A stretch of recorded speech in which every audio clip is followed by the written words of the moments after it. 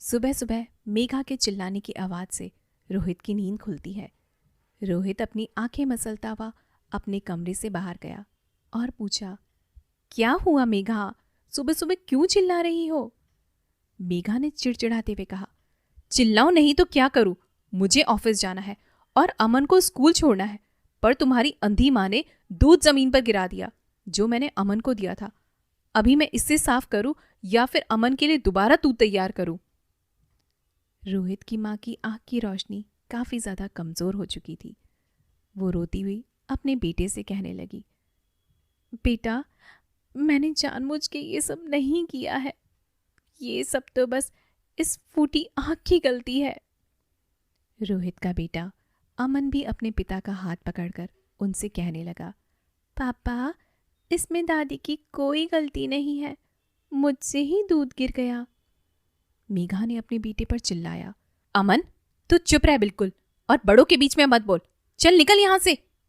ये कहते हुए वो अमन का हाथ पकड़ के उसे वहां से लेकर चली गई। रोहित के पिता, जो ये सब कुछ होते देख रहे थे, उन्होंने दुख भरी आवाज में अपने बेटे से कहा, कोई बात नहीं बेटा, तुम जाओ, मैं इसे साफ कर दूंगा। रोहित बिना कुछ कहे अपनी गुस्से भरी शक्ल लेकर वहां से चला जाता है।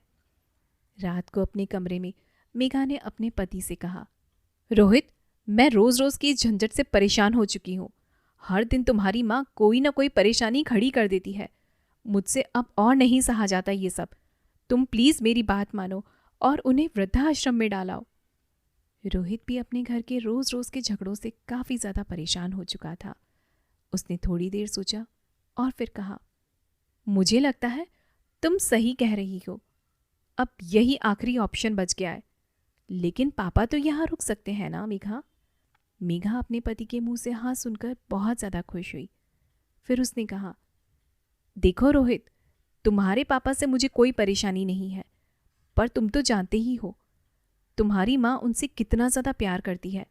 तुम्हारी माँ जा जाएगी, तुम्हारे पापा भी उनके साथ ही जाएंगे। रोहित, अगला दिन रविवार का था और सबकी छुट्टी थी।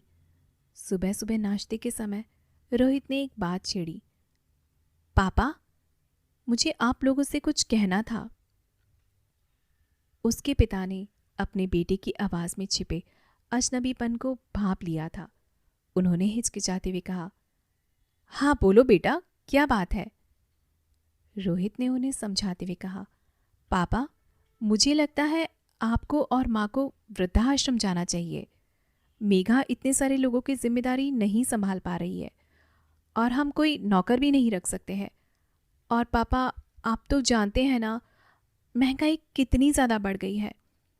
पर पापा, आप लोग चिंता मत करिए, मैं किसी ऐसे वैसे वृद्धाश्रम में आप लोगों को नहीं भेजूंगा। मैंने बहुत अच्छे से जांच पड़ताल की है।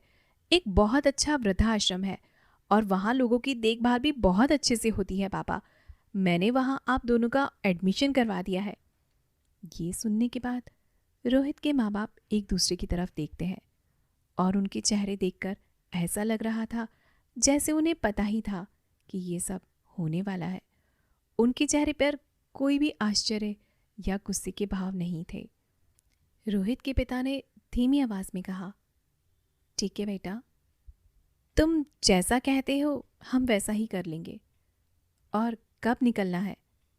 मेघा ने बड़े उत्साह से कहा, आज शाम को पापा, मैं आप लोगों की पैकिंग में मदद भी कर दूंगी। शाम को गाड़ी आप लोगों को लेने आ जाएगी। शाम को जब रोहित के माँ बाप अपना सामान लेकर निकलने लगे, उनका पोता अमन उनके पीछे पीछे भागने लगा और रो रो कर कहने लगा, दादाजी, दादी जी, आप लोग मुझे यूं छोड़कर क्यों जा रहे हैं? प्लीज मत जाइए ना, मुझे भी आपके साथ जाना है। मेघा ने डांटकर अपने बेटे को चुप कराया। एक शाम रोहित अपने बेटे को हिंदी का एक लेसन पढ़ा रहा था। रोहित के माँ बाप को वृद्धाश्रम गए अब 1 महीना हो चुका था। रोहित अपने बेटे को पाठ का सार समझाते हुए बताने लगा, श्रवण कुमार एक ऐसा महान बेटा था जो अपने माँ बाप को अपने कंधों पर बिठाकर तीर्थ यात्रा कराने ले गया था। अमन ने अपने पिता से पूछा, पापा, क्या श्रवण कुमार बहुत अच्छा बेटा था? रोहित ने अपने बेटे के सर पे हाथ फेरते हुए कहा, हाँ बेटा, और तुम्हें भी बड़ा होकर श्रवण कुमार जैसा ही बनना है। अमन ने ना में सिर हिलाते हुए कहा, नहीं पापा, मुझे तो सिर्फ आपके जैसा बनना है, श्रवण कुमार जैसा नहीं बनना।